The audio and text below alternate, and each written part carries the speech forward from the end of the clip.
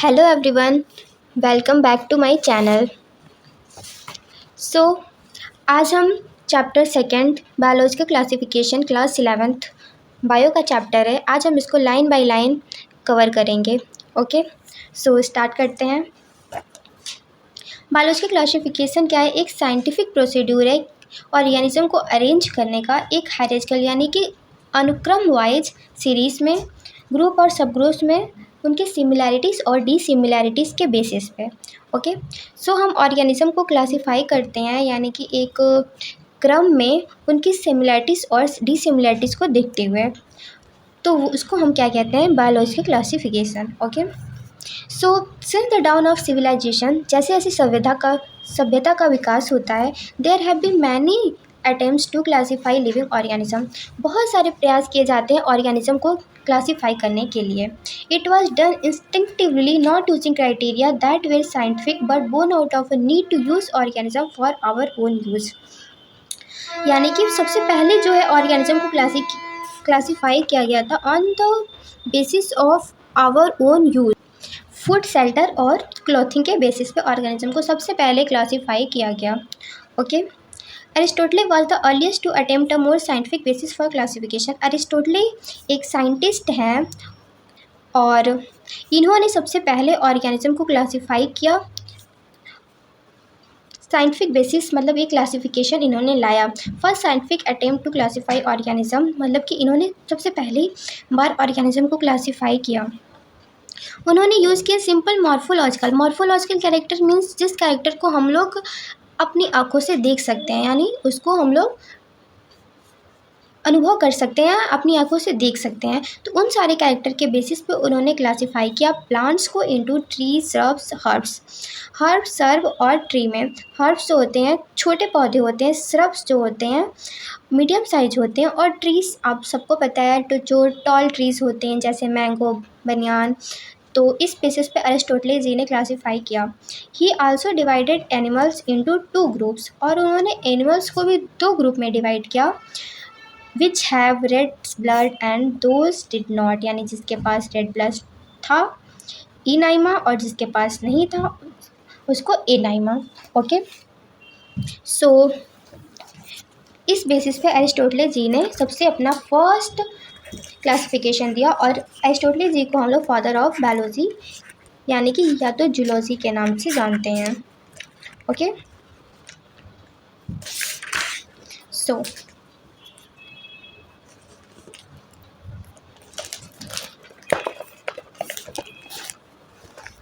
So एरिस्टोटले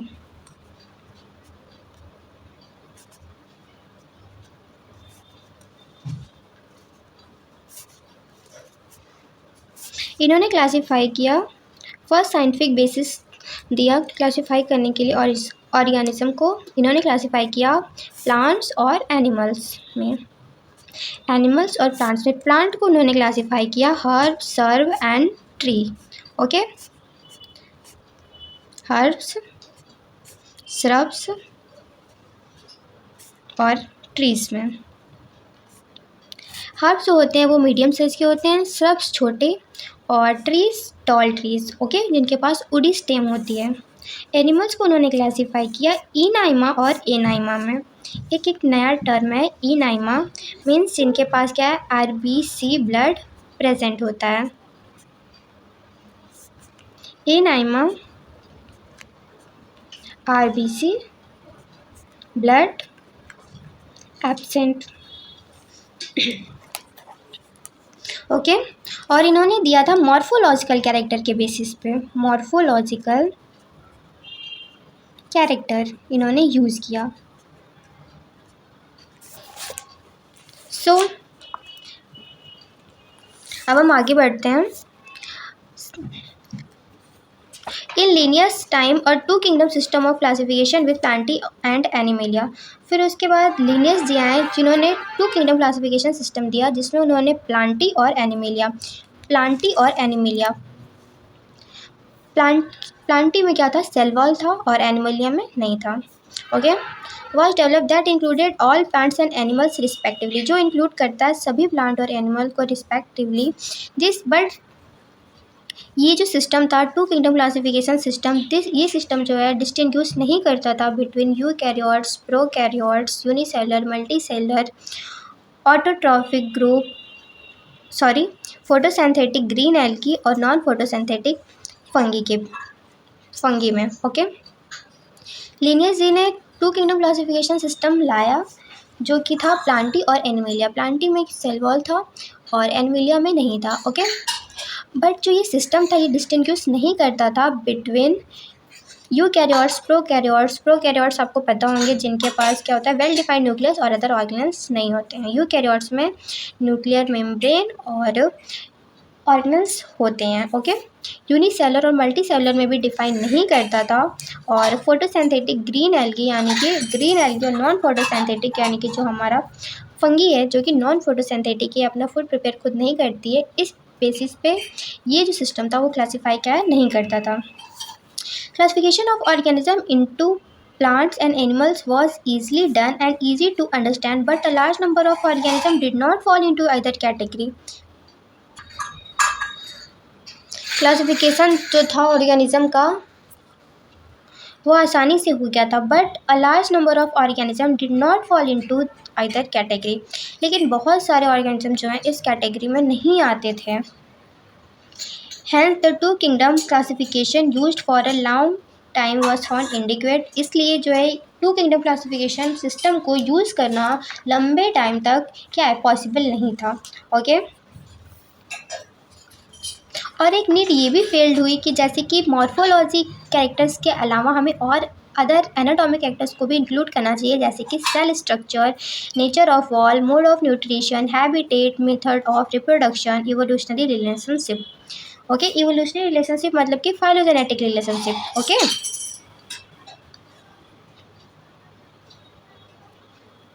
classification system for the living organism have hence undergo several changes over the time. इसलिए जो classification system था organism का इसमें बहुत सारे चेंजेस आए टाइम के साथ साथ। Through plant and animal kingdom have been a constant under all different systems. The understanding of what groups organism be included under these kingdom have been changing. The number and nature of other kingdom have also been understood differently by different scientists over the time.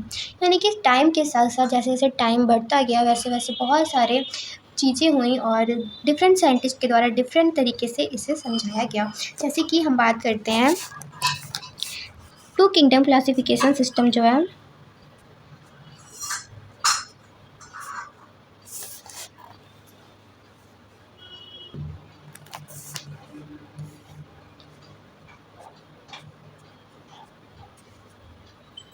To kingdom classification system जो है callus Linnaeus सी के द्वारा दिया गया था।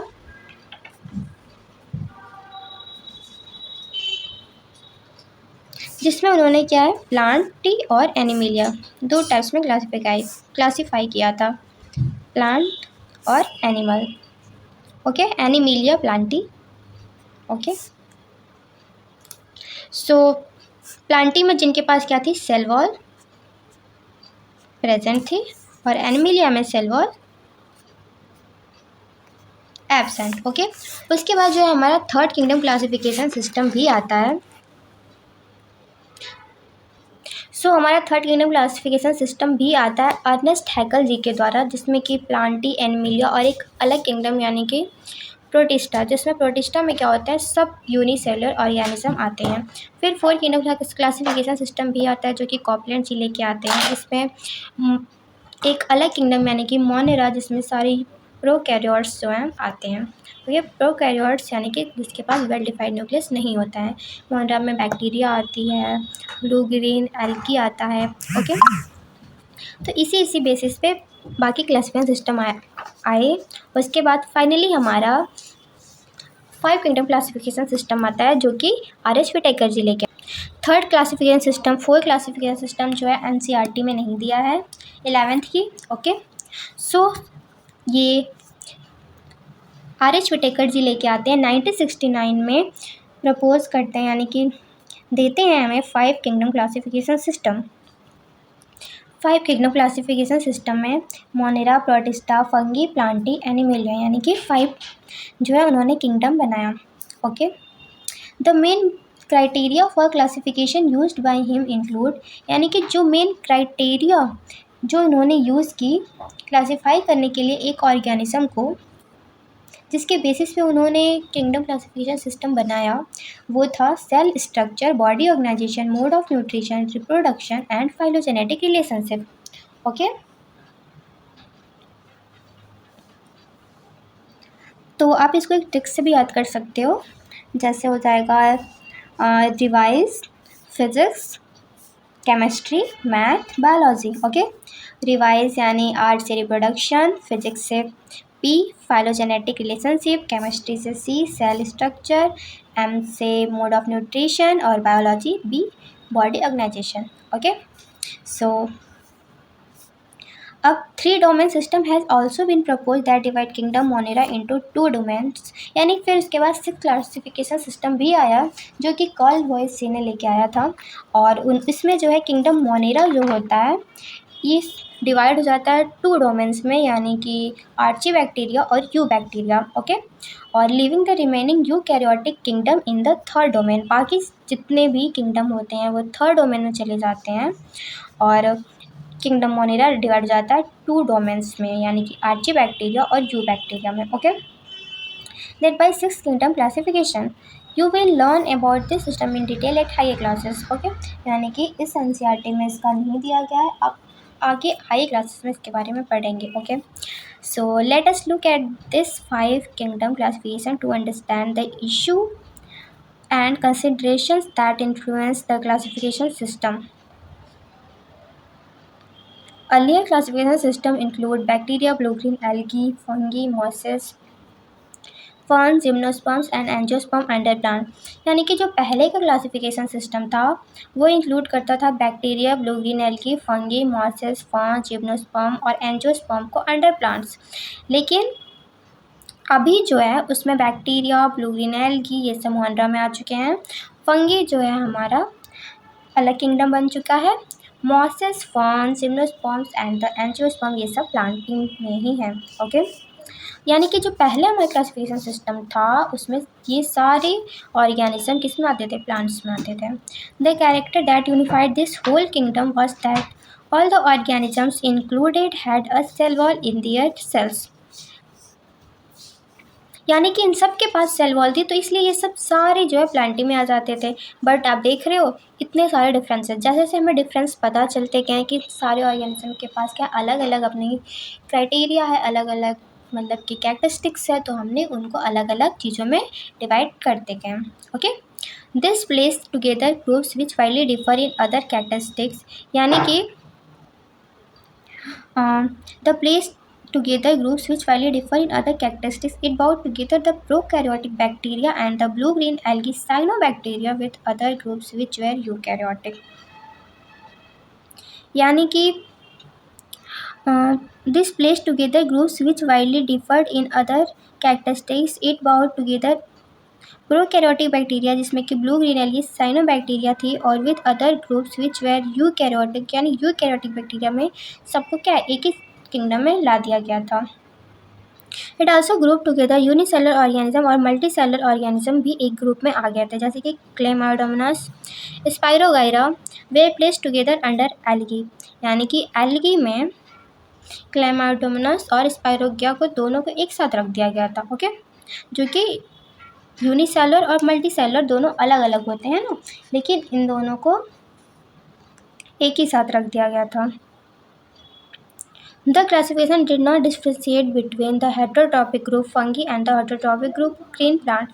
ये जो classification system है ये डिफ्रेंशिएट नहीं करता है बिटवीन हेटरोट्रॉपिक ग्रुप यानी कि जो फंगी और ऑटोट्रॉपिक ग्रुप ग्रीन प्लांट्स, यानी कि सारे ऑर्गेनिज्म जो है एक ही किंगडम में रख दिए गए थे बिना उनके, जबकि उनकी कैरेक्टरिस्टिक्स क्या थी, बहुत ही डिफरेंट थी, यानी कोई ऑटोट्रॉपिक था, कोई हेटरोट्रॉपिक था, कोई यूनिसेलुलर था, कोई मल्टीसेलुलर था। फंगी को भी प्लांटी में रख दिया गया था, जबकि फंगी क्या हेटरोट्रॉपिक है और उसके सेल वॉल कंपोजिशन भी प्लांटी से काफ़ी डिफरेंट है। प्लांट का सेल वॉल कंपोजिशन सेलोजिक होता है और फंगी का काइटिनस। तो they also showed a characteristics difference in their wall, जैसे कि देखिए अभी आ गया the fungi have chitin, fungi के पास क्या होता है काइटिनियस वॉल होती है, while the green plant had a cellulosic wall. जो ग्रीन प्लांट की वॉल होती है वो किसकी बनी होती है? सेलुलोज की बनी होती है. Okay. When such characteristics were considered, जब इन कैरेक्टरिस्टिक्स को हमने आइडेंटिफाई किया, the fungi were placed in a separate kingdom, तो हमने फंगी को एक सेपरेट किंगडम में रख दिया. All prokaryotic organism were group together under kingdom Monera, और जितने भी प्रोकैरियोटिक ऑर्गेनिज्म थे यानी कि जिनके पास वेल डिफाइंड न्यूक्लियस नहीं था, उनको एक सेपरेट किंगडम यानी किंगडम मोनेरा में हमने उसे रखा. And the unicellular eukaryotic organism यानी कि जो यूनिसेलुलर और यूकैरियोटिक यानी कि well defined nucleus plus cell organelles थे, उनको हमने किंगडम प्रोटिस्टा में रखा. ओके.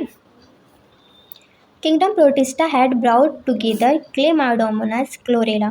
जो किंगडम प्रोटिस्टा है उसमें जो है क्लेमाइडोमोनास और क्लोरेला, ये दोनों क्या है? पहले प्लांटी में थे. ओके.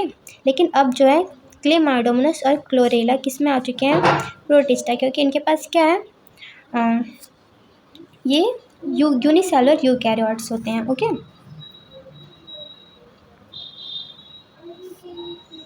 और ये प्लेस्ड इन एल्गी, यानी कि पहले किस में थे? एल्गी में, with in plants and both having cell wall, दोनों के पास क्या होती है? सेल वॉल भी होती है.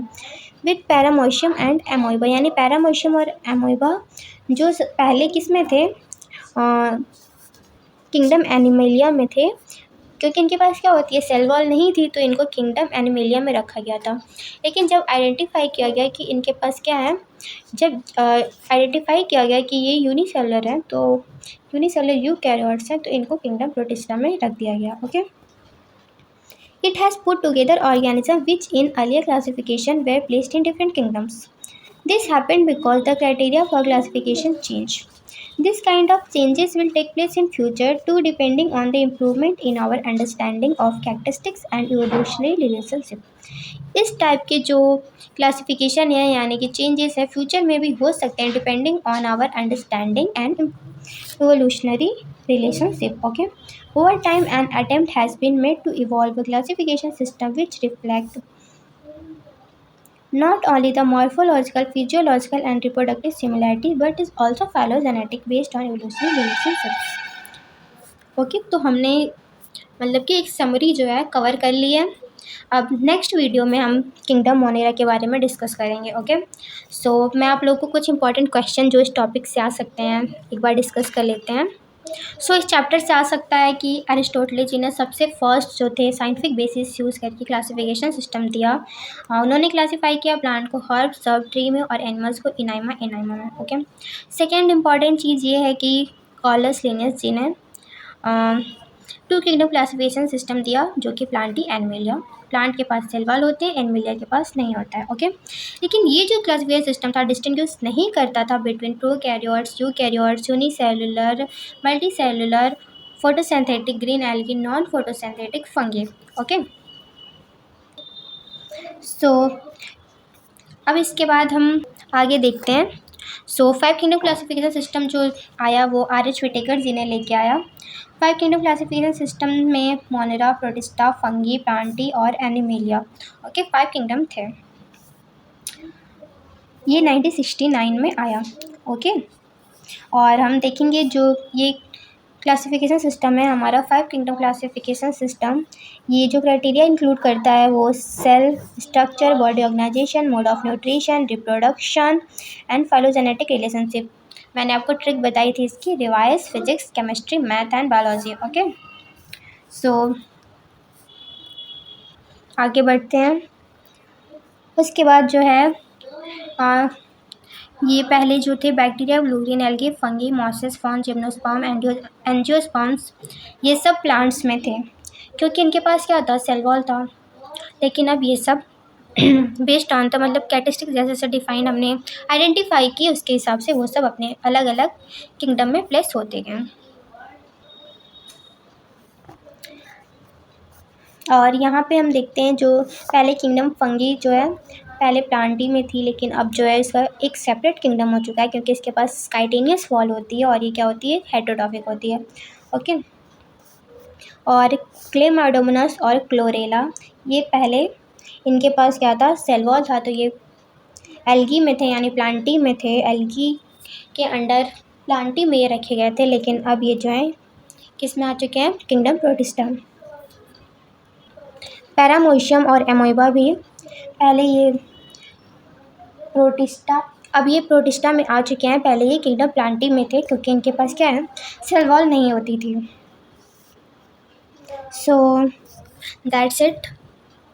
सो ये हमारा चैप्टर हमने chapter 2 biology classification class 11th biology का समरी हमने प्रिपेयर किया है, और आगे आने वाली वीडियो में हम किंगडम मोनेरा को डिस्कस करेंगे। एंड आई होप आप लोग को समझ में आया, एंड कोई मिस्टेक हो गया है तो उसके लिए I am sorry. And I hope आप लोग को मेरी वीडियो पसंद आई हो, प्लीज़ सपोर्ट करें।